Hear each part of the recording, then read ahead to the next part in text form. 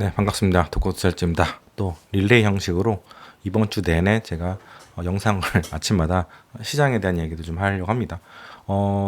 제 채널 같은 경우에는 뭐 오버럴하게 모든 것 다 다루진 않고요. 일단 몇 가지 그 특정 그 토픽들을 제가 뽑아가지고 좀 딥하게 저의 관점을 좀 이야기하는 형식으로 이번 주는 좀 진행을 하도록 하겠습니다. 어제도 나스닥이 많이 올랐어요. 보면은 1.68%, 64% 정도 올랐는데 정말 대단합니다. 이게 저도 이렇게 폭발적인 그런 상승까지는 예상을 예측을 못했는데 일단 뭐 봄 5월, 6월 뭐 이런 때 같은 경우에는 특별히 뭐 시장을 가로막을 만한 그런 이벤트가 없을 것 같다는 생각이 들고 일단 뭐 전쟁 같은 게 지금 놓여지긴 한데 지쳤어요. 미국도 지쳤고 이란도 지쳤고 그래서 이 전쟁이라는 거는 이제 마무리되는 그런 상황이다 보니까 단기적으로 악재는 그렇게 큰 건 없을 것 같다는 생각이 들어서 지금 제가 보기에는 안도 랠리인 것 같고 또 우리가 전쟁 때문에 많이 가려져 있던 뉴스들이 많아요. 특히 업계 같은 경우에는 반도체 쇼티지가 계속 지속이 되고 있고 또 이제 뭐 클라우드 그러니까 이제 엔트로피 뭐 이런 쪽에서 쇼티지 토큰 쇼티지가 엄청나게 지금 나오고 있고 그러다 보니까 AI 업계 전체적으로 모든 게 다 쇼티지인 상태가 점점 심화가 되고 있는 상태예요.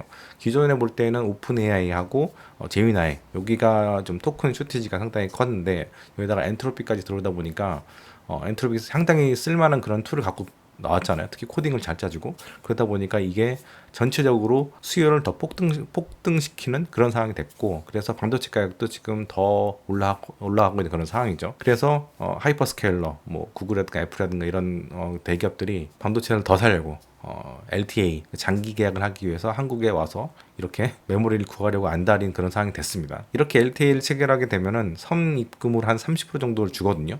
근데 계약을 해지하게 되면은 그 30%를 못 받게 되거든요. 그러다 보니까 웬만해서는 메모리를 계약한 대로 받아가려고 하는 그런 측면이 있고 지금 AI는 전 인류에 있어서 침투율이 얼마 안 된다고 저는 보거든요. 그리고 침투를 했다 하더라도 딥하게 침투를 했다고 보기는 어려워요. 대부분의 사람들은 이렇게 뭐 챗GPT라든가 제미나이라든가 쿨로드라든가 이렇게 간단하게 질문과 답을 그렇게 주고받으면서 이용하는 사람들이 대부분이거든요. 한 90% 이상은 저는 그렇다고 보는데 상위 뭐 1%도 안 되는 사람들이 진짜 코딩을 짜고 뭐 이런 식으로 굉장히 딥하게 사용하고 있기 때문에 점점 이 토큰 쇼티지 그리고 메모리에 대한 쇼티지 전체적으로 GPU에 대한 쇼티지 이런 것들이 강력하게 지금 더 장기간으로 이어질 것 같고 그리고 인텔 같은 경우에도 지금 보면 CPU 쇼티지가 좀 나왔잖아요.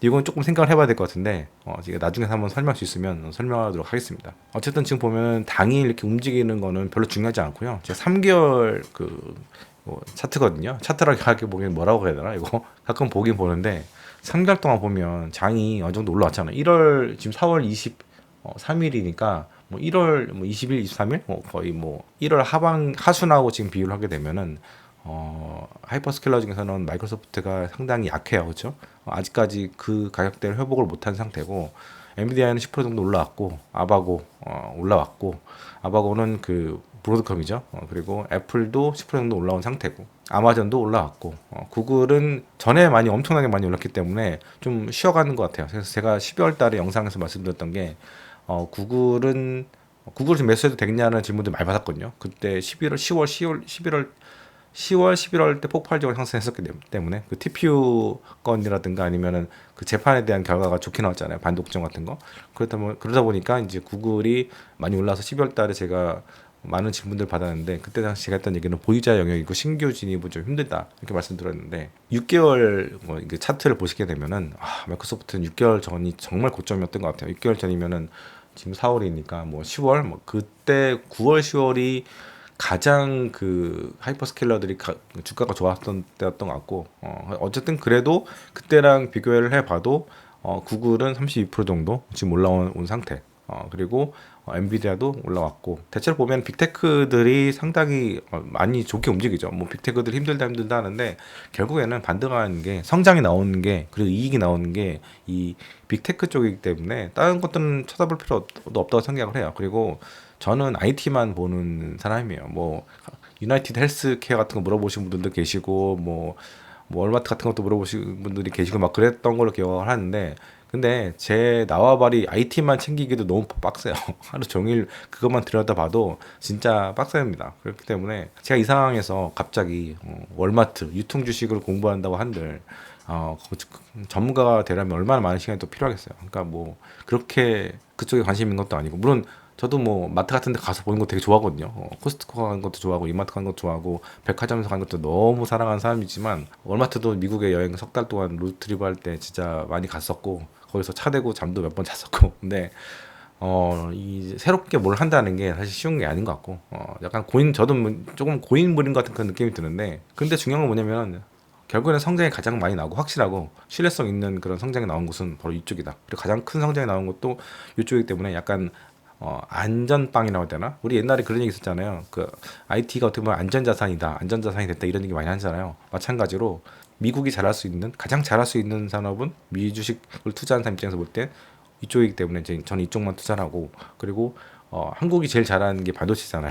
그러다 보니까 외국인들이 가장 많이 사는 게 반도체인 겁니다. 마찬가지입니다. 이렇게 똑같이 움직인 거고 프랑스가 제일 잘하는 거는 명품이잖아요. 중국에서 가방 만들어가지고 라벨 붙이는 거, 택가리 하는 거 이런 거 이런 게 잘하기 때문에 그, 그 프랑스는 가장 시총이 큰 기업이 이제 LVMH고 뭐 이런 식으로 그렇게 생각하시면 될 것 같아요. 지금 이제 그 제가 아까 말씀드렸는데 제가 서두에서 말씀드렸지만 토큰 쇼티지가 난다라고 이렇게 말씀드렸는데 우리가 예전에는 막 코딩을 할 때 막 뭘 짜고 막 이렇게 해가지고 텍스트를 막 치고 했었잖아요. 근데 지금은 그 텍스트라는 게 문장이 된 세상이 됐어요. 직접 뭔가 알파벳을 두들겨가지고 언어를 막 칠 필요가 없어요. 컴퓨터 프로그래밍 언어를 칠 필요 없이 말로 하면 되거든요. 말로 할 때 그 단어들을 토큰이라고 이제 지칭을 합니다. 그래서 토큰을 많이 사용한다는 얘기는 명령을 많이 한다는 얘기고 명령을 많이 한다는 얘기는 그만큼 결과물들을 많이 생성한다라고 보시면 될 것 같은데 그래서 어떻게 보면 토큰이 이 AI 시대에 있어서 가장 중요한 뭐라고 해야 되나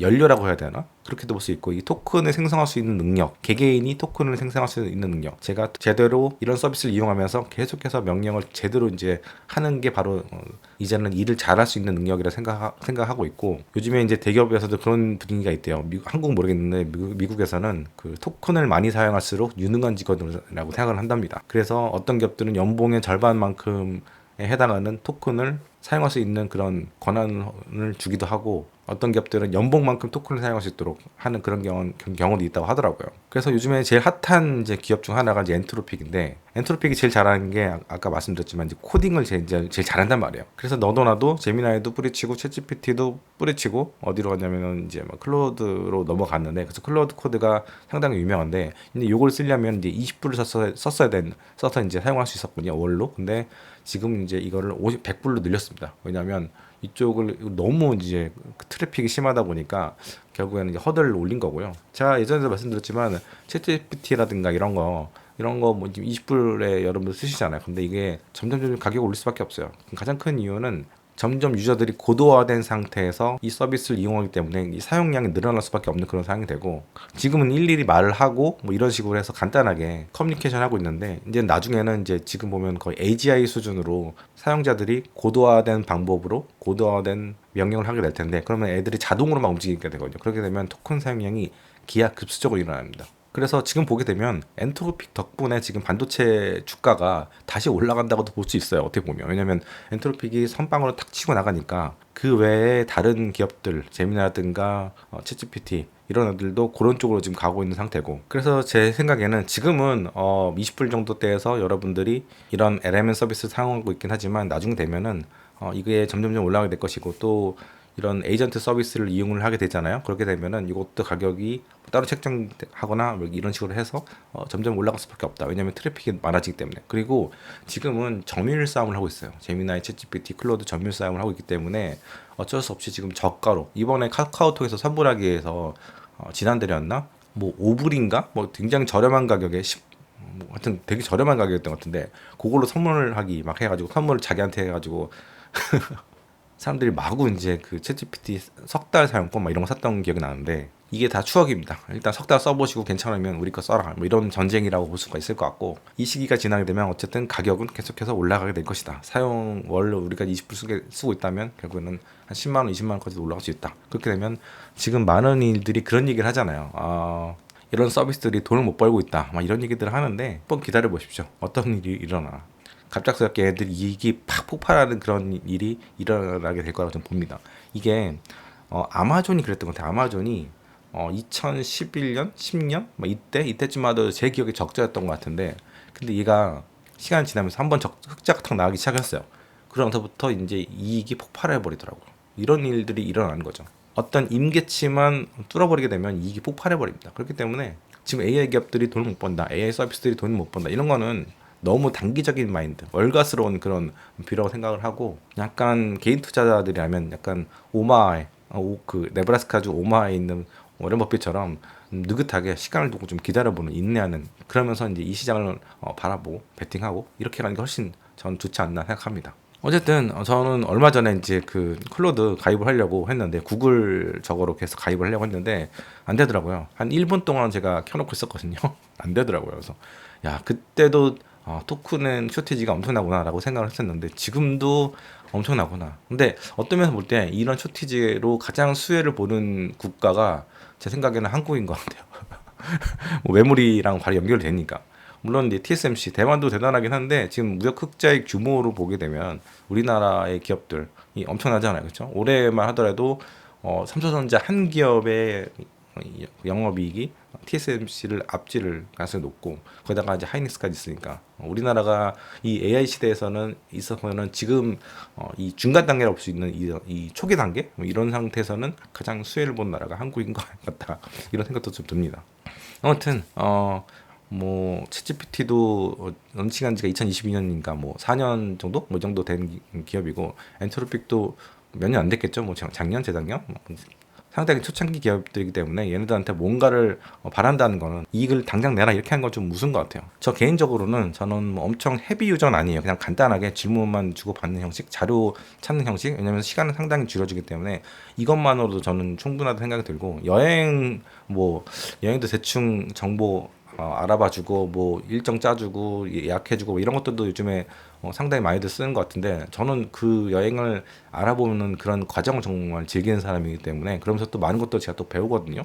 그래서 그런 것들을 사용을 하고 있지는 않습니다. 그래서 일단은 재미나이 위주로 사용하고 있고, 요즘 들어서는 오픈 AI도 이 크롬에다가 탭 하나를 좀 띄워놔서 같이 번갈아 가면서 쓰고 있는데, 그룹도 한번 띄워놨어요. 근데 잘 사용을 안 하고 있긴 한데, 이 탭을 3개씩이나 놓고 띄우는 거는 이게 약간 좀 투머치인 것 같다는 생각도 들고, 전기차에 뚫린 한국이라는 주제로 제가 늘 말씀을 드렸었던 것 같아요. 한 4년, 3년 전부터 말씀드렸는데, 중국 전기차가 미친 듯이 지금 퍼지고 있다. 해외에서 볼 때는 장난 아니다. 2022년도에 제가 동남아에 있을 때만 하더라도 교민들도 그런 얘기 했어요. 중국 전기차가 너무 많아지고 있다라고 얘기했었는데, 지금은 이제 점령을 다 해버렸죠. 점유율 1위가 됐고, 우리나라는 뭐 아이오닉 같은 경우에는 열대도 안 팔리는 그런 잃어버린 시장이 됐고, 그러니까 가성비 그 전쟁 그이 안 돼요. 전혀 게임이 안 되는 그런 상태고, 이런 상황에서 우리나라에 들어왔잖아요. BYD가 수입차 랭킹으로 5위까지 지금 들어왔단 말이에요. 근데 이게 지금 BYD 차는 제가 볼 때는 이쁜 차가 별로 없는데, 뭐 C라이언 이런 것들 별로 안 이쁜데, 이제 이쁜 차들 상당히 멋진 차들이 좀 있어요. 뭐 샤오미 차들도 저는 괜찮다고 보거든요. 약간 타이칸 비슷하게 만들어놨는데, 디자인은 제가 볼 때는 중국 애들 잘하는 애들이 현기차보다 훨씬 낫다고 봐요. 물론 기아차는 조금 독특한 디자인을 갖고 있어가지고 경쟁력 있다고 보는데, 어쨌든 지금 중국 전기차에 뚫린 한국, 이렇게 지금 얘기가 나오고 있는데, 그래서 지금 자동차 연합회에서도 이게 큰 문제라고 보고 있고 막 회의를 하고 있는 상황인데, 이렇게 3년 동안 중국 전기차가 한국에서 7배나 팔릴 정도가 됐어요. 이게 서울 같은 데서는 사실 발렛 파킹도 하고 뭐 주변에서 보는 시선도 많고 하잖아요. 저도 지금 좀 약간 부산에 있으면서 느끼는 게, 야, 서울 있을 때는 주변 사람들의 시선이라든가 이런 것들이 상당히 신경 쓰였는데, 부산 오니까 이런 게 전혀 없어요. 약간 부산에서 뭔가 좀 꾸미면은 약간 뭔가 좀 튀는 듯한 그런 느낌? 백화점 가서도 약간 그런 느낌이 좀 있거든요. 그래서 서울이 뭐 큰 도시긴 하지만, 인구 930만 명의 큰 도시긴 하지만, 여기를 벗어나게 되면은 차에 대해서, 차 브랜드에 대해서 그렇게 서울은 진짜 강남만 하더라도 팔리는 차에 8대는 그 국산차가 아니라 외제차였던 시절이 있었는데, 지금도 아마 그럴 거예요. 근데 지방은 가성비 좋은 차들을 원하는 그런 수요들이 상당히 많다. 특히 이제 농촌이라든가 이런 데는 또 보조금도 많이 주잖아요. 그래서 제가 볼 때는 중국산 전기차는 수입이 계속 늘어나게 될 것 같고, 뭐 샤오펑이라든가 뭐 니오라든가 여러 브랜드들, 좀 약간 하이엔드에 있는 기업들이 들어오게 되면은 상당히 이제 판매량이 늘 수 있을 것 같다. 제가 볼 때는 테슬라 다음에 전기차로 볼 때는 중국산들이 될 가능성이 상당히 높다, 이렇게 보고 있습니다. 요거는 제가 조개는 가령 먹어라 라는 주제로 이렇게 이야기를 드리는데, 반도체 빼면 얼음. 그러니까 전쟁 이후 반등장을 보면 상장사 60%는 전쟁 전 주가를 회복을 못했다라고 얘기 나와요. 제가 폭락장 때는 막 가장 많이 빠졌던 거 산 게 아니라 빠졌던 종목 중에서 그래도 튼튼한 애들, 우량한 애들, 특히 이제 이익이 잘 나오는 쪽이 어디냐면 반도체 쪽이잖아요. 이런 거 사라. 잘하는 것만 사라. 똘똘한 애들만 사라. 이렇게 말씀드렸던 거가 바로 이런 거예요. 그래서 조개 맛있잖아요, 그렇죠? 저도 조개탕, 뭐 조개찜 다 좋아하는데 아무거나 먹으면 안 됩니다. 누가 공짜로 줘도 아무나 먹으면 안 되고 다 골라가면서 봐야 돼요. 문 안 열리는 거, 조개 안 열리는 거 이런 거 먹으면 안 되고 안에 냄새 나는 거 먹으면 안 되고 이렇게 전기차에 대한 얘기를 좀 더 하게 되면은 우리나라가 전기차가 상당히 안 팔리는 국가 중 하나였어요. OECD 평균으로 볼 때도 안 팔리는 나라였는데 작년 2025년도에 전기차가 많이 팔렸어요. 작년에는 유가가 저렴했는데도 불구하고 트럼프 들어서는 60불에서 70불 뭐 정도 선에서 움직였잖아요. 그런데도 불구하고 상당히 많이 올랐는데 이거는 제가 볼 때는 테슬라가 좀 상품성 있는 가격대의 차들을 많이 이제 내놨고 올해 이제 주니퍼가 나왔잖아요. 그래서 작년에 주니퍼가 나와서 헷갈리는데 테슬라가 가격을 낮추고 상품성이 좋은 그런 중국에서 만들어진 상해 기가팩토리에서 만들어진 차를 우리나라에서 수입을 했고 그러다 보니까 전기차가 판매가 확 뛰었던 것 같고요. 전체로 볼 때는 이제 현대차도 뭐 옛날에 기존에 있던 그런 차들, 뭐 코나라든가 코나에다가 전기 배터리 쫙 깔아가지고 코나 EV 같은 거 만들고 막 이렇게 했는데 좀 어설펐거든요. 차도 막 휘청휘청거리고 이게 아래다가 그 배터리를 까니까 한 3cm인가 5cm가 더 올라왔을 거예요. 그러다 보니까 차체가 올라가니까 뒤뚱뒤뚱 거리더라고요. 저도 한 달 동안 제주도에서 몰아봤는데, 야, 이건 잘못하면 죽을 수도 있겠구나. 뭐 이런 생각이 들었었는데, 그 뒤로는 이제 그 GMP라고 해야 되나? 그 전기차 플랫폼, 요거가 나오기 시작하면서 좀 더 안정이 되기 시작했던 것 같아요. 그래서 그 2022년도에 나왔었나? 그러고 나서 지금 2026년도인데, 상당히 많이 상품성이 좋아졌고, 차도 상당히 안정이 된 상태예요. 그리고, 내부적으로 볼 때는 상품성도 상당히 좋아졌고, 많이 최적화시킨 것 같아요. 대단한 것 같고. 그래서 이 테슬라 전기차, 그리고 현기차에서 또 전기차를 잘 만들면서 아이오닉 6는 정말 너무 못생겨가지고 이제 망해버렸지만 단종이 된 것 같더라고요. 그리고 우리나라 기본적으로 뭐 전기차가 안 팔리는 나라였고 사실 OECD 국가들 중에서 뭐 휘발유 가격이 그렇게 비싼 편은 아니거든요. 저기 유럽에 있는 국가들 보게 되면 OECD가 대부분 유럽에 있으니까 거기 애들 보면 2,500원, 600원 이 정도가 기본이에요. 그리고 한국 분들은 그 나라가 작기 때문에 주행 거리가 대부분 짧아요. 약간 직주 근접, 그러니까 직장과 그 사는 곳 집의 거리가 그렇게 멀지 않아요. 막 미국처럼 막 100km 가고 막 이런 게 아니기 때문에 휘발유로도 충분히 커버가 되는 그런 상태였고 또 전기차가 조금 비싸잖아요. 한 1,000만 원 이상 지금 비싸다고 봐야 되나? 1,000만 원, 2,000만 원 정도 비싸니까. 그래서 전기차가 생각보다 이제 가성비가 없었는데 그리고 제가 이번에 그 제주도에서 한 8일 정도 제가 있으면서 뭘 몰았었냐면은 그 아이오닉 5를 몰았어요. 택시로도 많이 이제 이용이 되는 차인데 제가 충전을 한 번인가 두 번인가 했었는데 그때마다 보게 되면은 두 번 했던 것 같다. 거의 300원대 아니면 400원대로 충전을 했었어요. 1kWh당. 근데 생각보다 많이 나온 거예요. 깜짝 놀랐습니다.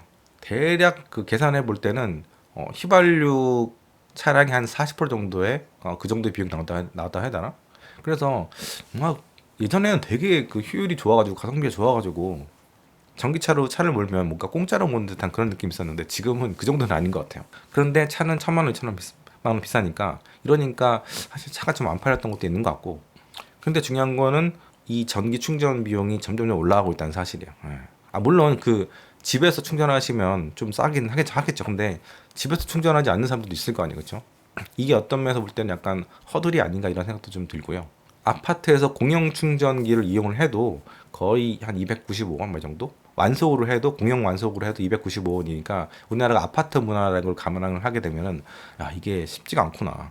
생각보다 비용이 드는구나 이런 생각이 좀 들었습니다. 그래서 제 생각에는 진짜 가성비 있게 전기차를 타려면 이제 전기차가 비싸니까 한 2년 3년 되면 한 반값 되잖아요. 3년 정도? 그러면 고거 키로수 낮은 거 이런 거를 잘 사가지고 그렇게 운영하시는 게 되게 좋아요. 뭐 아이오닉 5 같은 걸 기준 볼 때는 한 2천만 원 중반대 정도, 중후반대 정도 이 정도 가격대에서 한 3년 된 거 사서 한 5만 킬로, 6만 킬로 뛴 거 이런 거 사면은 완전 개꿀. 왜냐면 또 전기차가 내연기관하고 좀 다르게 키로수가 많아도 괜찮아요. 운영이 잘 됩니다. 자, 반도체 제일 핫한 시장이 반도체인데 4월 19일에 이제 삼성전자랑 하이닉스 목표가를 올렸던 모건 스탠리가 다시 또 올렸어요. 4월 20일. 이게 작년 여름 뭐 6월 막 7월 달만 하더라도 뭐 윈터 이즈 커밍이라고 했던 얘들이 진짜 그러니까 아무도 몰라요. 반도체의 미래는 이 수급이라는 거, 가격이라는 거는 아무도 모르는 겁니다. 그렇기 때문에 늘 이게 귀를 쫑긋하고 이렇게 봐야 돼요. 이게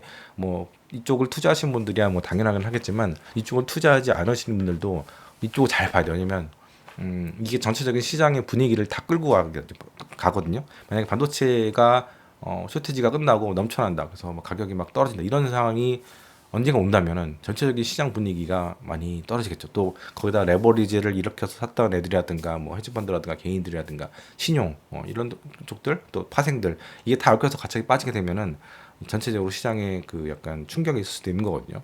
물론 이게 슬며시 이렇게 살살살 오게 되면은 그렇진 않겠지만 어쨌든 제가 하고 싶은 게 뭐냐면은 이 업황이 계속 잘 돼줘야 된다. 이 얘기를 좀 드리는 거고요. 목표 주가 같은 경우에는 뭐 지금 25만 원에서 뭐 36만 원 정도까지 올렸어요. 삼성전자 같은 경우는. 하이닉스는 130만 원, 170만 원 정도 올랐는데 제가 보고 싶은 거는 말씀드리고 싶은 거는 보면 이게 그 삼성전자의 2026년에 그 영업이익이거든요. 이게 올해 영업이익을 299조 정도로 잡아놨고 올해 이익을 299조에서 428조까지 미친 듯이 올렸는데 이게 말이 되나? 잘 모르겠고. 그리고 하이닉스 같은 경우에는 올해 222조에서 227조로 올렸어요. 이게 보면 전체로 볼 때는 이 두 기업 합치면 올해 650조 정도로 이렇게 보는 것 같고 내년에 보게 되면 내년에 삼성전자 같은 경우는 631조까지 보고 있고 이건 전 세계 1위일 것 같아요. 아람코보다도 많지 않나? 그리고 하이닉스 같은 경우에는 408조입니다. 그래서 두 기업 합치면 2027년만 보게 되면은 1039조예요. 1039조. 제가 바로 전 영상에서 2년 동안 우리나라가 무역 흑자로 반도체에서만 벌어들인 돈이 1000조국이 된다. 이렇게 말씀드렸고 이것 때문에 부동산이라든가 여러 자산들, 주식시장, 채권시장 이런 것들이 다 들썩이게 될 것이다라고 말씀을 드렸잖아요. 그런데 모건 스탠리는 내년 한 해만 봐도 1000조 이상을 이 두 기업이 벌 거라고 이렇게 보는 거죠. 지금 보면 그 삼성전자랑 SK하이닉스가 이제 지방의 공장들이 당연히 있잖아요. 그러면 이 셔틀버스 노선이 있단 말이에요. 뭐 아시다시피 이제 서울에서 회사까지 가는 그런 셔틀버스 노선이 있는데 그 노선 시작점이라든가 중간 기착지, 중간 기착지는 아니죠. 왜냐면 서울에서 오는 거는 바로 다이렉트로 이제 공장으로 가고 그리고 뭐 수원 영통이라든가 뭐 분당 수지 기흥 동탄 여기서 시작하는 버스들도 다 다이렉트로 이제 그 들어갑니다. 그 공장으로. 근데 이 지역의 공통점으로 지금 뭐 아파트 매매 가격 변동률을 보게 되면은 이게 다 올라가고 있어요. 예. 엄청나게 많이 올라가고 있는 상태고 이게 보면은 1월에서 4월까지 거의 이제 넉 달하고 반 정도거든요. 석 달하고 반 정도죠. 근데 이 기간 동안 집값이 이 정도 올랐다는 거는 앉아서도 돈을 벌고 이 사람들은 성과급으로도 돈을 벌고 집값도 올라서 돈을 벌고 뭐 이런 상황이다. 그래서 우리나라가 이 천조국 내년에 천조를 또 무역 흑자로 이렇게 벌어들인다면 이게 자산 가격이 이미 올라가고 있는 상황이에요. 제가 미래를 예측한다고 생각을 해서 그렇게 얘기했는데 이미 지금 자료를 찾아보니까 이미 아파트 가격부터 올라가고 있다. 이 낙수 효과가 이미 이 구간부터 지금 일어나고 있다라고 보시면 될 것 같고 주제를 바꿔서 최근 이제 미국에서 생산성 증가율이 엄청나게 많이 올라왔어요. 특히 이제 AI의 시초, AI가 시작된 나라가 2022년도에 시작된 나라가 미국인데 가장 이 사무실이라든가 공장이라든가 뭐 유통이라든가 모든 곳에서 폭넓게 지금 들어가고 있는 게 가장 침투율이 높은 나라가 이제 미국이라고 볼 수가 있어요. 그래서 AI 때문에 감원이 많이 나온다는 것 자체가 침투율이 많이 들어가거든요. 이미 대체가 인력 대체가 많이 일어나고 있는 게 바로 그 미국이고 뭐 일본이라든가 한국이라든가 유럽이라든가 이런 데서 AI 때문에 감원한다 이런 얘기 들어보신 적 없잖아요, 그렇죠? 그만큼 AI가 침투율이 낮은 겁니다. 그래서 미국이 G7의 다른 국가들에 비해서 생산성 증가율이 미친 듯이 지금 올라가고 있어요. 최근 몇 년 동안. 미국 같은 경우는 2020년부터 취업자 숫자가 늘지 못하고 있습니다. 이게 GDP가 매년 2, 3%씩 올라가고 있는 나라인데도 불구하고 취업자가 신규 취업자가 계속 수평된 상태예요. 이게 뭐냐면은 AI가 이미 사람을 대체하고 있다는 거거든요. 이게 만약에 휴머노이드가 진짜 폭넓게 최적화된 상태에서 산업 현장에 들어가고 가정에 들어가고 서비스가 일어나는 곳에 들어가게 되면은 이거 진짜 좀 충격이 올 수 있지 않겠나 이런 생각이 들고요. 제가 뭐 단기적으로는 좀 뭔가 좀 시장을 볼 때 틀린 것들도 있을 수도 있는데 대체로 잘 맞는 것 같긴 한데 근데 장기적으로 볼 때는 맞는 게 많거든요. 뭐 1,400원대 달러 뉴노멀이다. 테크주의 주식을 웬만하면 주식을 투자해라 이런 것도 보면은 장기적으로 맞는 편인데 AI가 진짜 무섭다는 거 이거는 뭐 여러분들 많이 들어보셨겠지만 이거에 대한 대비를 하셔야 된다. 또 우리 같은 경우에는 주식을 통해서 우리가 돈을 벌 수 있는 기간이 몇 년 안 남은 것 같다. 이 영역도 결국에는 AI가 먹어볼 수도 있는 영역일 수도 있다. 이게 어떻게 보면은 약간 뭐 100% 제로섬 게임이라고 할 수는 없겠지만 주식시장이라는 것도 결국에는 제로섬 게임하고 가깝다고 저는 봅니다. 아직까지 우리가 이 부분에서는 인간이 좀 우월한지 모르겠다. 왜냐면 시장 참여자의 90%는 돈을 잃기 때문에. 근데 나머지 10%도 어떻게 될지 모른다. 그래서 지금 물 들어올 때 노전다고 하잖아요. 지금 사실은 물이 들어오고 있는 거예요. 왜냐면 메모리 종목들 날아가고 있고 관련된 종목들 날아가고 있고 저도 하이퍼스케일러들에만 거의 투자하고 있기 때문에 좋은 지금 돈 벌기 좋은 상황이거든요. 신고가 계속 치고 있고 폭락 올 때마다 사면은 또 올라가고 있고 자동 판매기야. 어떻게 보면 ATM 같은 그런 상황이고 돈이 복사가 되고 있는 게 작금의 현실입니다. 그래서 여러분들이 생존하시려면은 결국에는 열심히 이제 주식 공부하시고 어쩔 수 없어요. 우리가 뭐 기계가 아니기 때문에 기계처럼 뭘 할 수는 없는데 어쨌든 그래도 기계처럼 매매를 하려면 여러분들 멘탈이라는 걸 다 버려버리고 완전 강철 심장, 강철 머리로 해가지고 기계처럼 매매를 할 수밖에 없다. 폭락이 왔다고 해서 막 질질 짜면서 매도하지 마시고 버티십시오. 버티는 게 승리의 길입니다. 누가 주식의 왕도가 뭐냐고 물어보신다면 여러분들 얘기하십시오. 장기 투자입니다. 엉덩이로 돈을 버는 겁니다. 오늘 여기까지 하도록 하겠습니다. 또 내일 찾아뵙도록 하겠습니다. 감사합니다. 오랜만에 마누카꿀 광고를 좀 하려고 하는데요. 제가 오이오 이거 먹다가 여행지 가서는 요거 스틱을 갖고 와서 잘 먹었어요. 이게 제가 하루에 한 개씩 먹거든요. 특히 제 옆집이가 베트남에서 아주 시원한 물에서 수영을 하다가 한 4일, 5일 동안은 약간 몸살 같은 게 걸렸었는데 이거 먹어가면서 조금 좀 회복을 했었거든요. 그래서 이 스틱형, 여행용 스틱형은 상당히 제가 강추드리고요. 제가 12월 말에 좀 과식을 많이 했더니 위염이 조금 돌아왔는데 위험해도 이게 괜찮더라고요. 왜냐면 아침에 일어나면 빈속에다가 꿀만 딱 이렇게 찍어가지고 먹은 다음에 천천히 체온으로 녹인 다음에 먹으래요. 먹으면 위에서 이제 코팅이 되면서 이 마누카 꿀이 이게 좀 약간 항염이라고 해야 되나? 염증에 상당히 탁월한 그런 효능이 있다고 하더라고요. 그래서 그렇게 한번 했는데 한 3일 만에 위험이 또 이제 사라졌어요. 그래서 이것도 굉장히 좋은 것 같고 혹시 염증에는 꿀이 상당히 좋은 것 같습니다. 그래서 제가 좀 더 성분이 좀 높은 거 약간 830, 1200도 한번 1200 살까 했는데 일단은 830부터는 약간 약으로 쓰는 그런 게 좀 있다고 해가지고 830 사봤는데 나중에 이제 괜찮으면 1200도 한번 사볼까 생각 중이고요. 그리고 요거는 이제 보내주셨어요. 샘플 하나 보내주셨는데 뭐냐면 저도 처음 꺼냈는데 요거 스프레이입니다. 스프레이. 이게 프로폴리스 스프레이인데요. 엽기가 잘 쓰지 않을까 싶은데 달달한 뭔가 시원한 게 들어오네요. 감기 요즘에 이제 한국 오니까 진짜 건조하고 춥고 이런데 감기 걸리시는 분들 많잖아요. 목도 안 좋고 이거 한번 뿌려서 써보시면 상당히 좋을 것 같습니다. 아무쪼록 추운 겨울 잘 보내시고요. 저는 또 다음 영상에서 찾아뵙도록 하겠습니다. 네, 감사합니다.